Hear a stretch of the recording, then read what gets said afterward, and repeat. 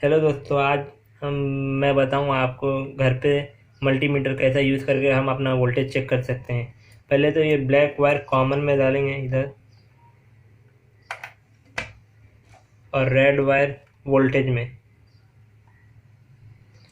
और ये ध्यान रखेंगे कि हम इसको 750 वोल्ट पे सेट करें, वरना हम अगर 200 पे वोल्ट पे सेट करेंगे तो हमारा मल्टीमीटर उड़ सकता है, क्योंकि वोल्टेज इंडिया में 220 से लेके 250 के बीच में आता है। अगर हम 200 पे सेट करेंगे तो वो फूट सकता है, इसलिए हम 750 पे सेट करेंगे। और आज मैं बताऊंगा अर्थिंग भी कैसे चेक करते हैं और वोल्टेज भी। इसलिए पहले इसमें चेक करते हैं।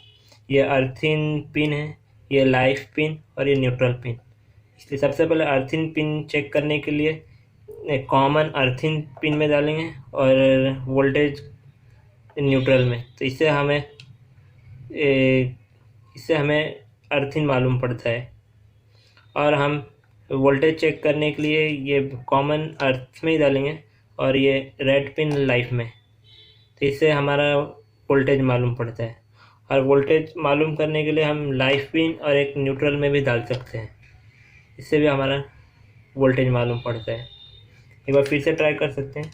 ये कॉमन अर्थिंग में और रेड पिन न्यूट्रल में।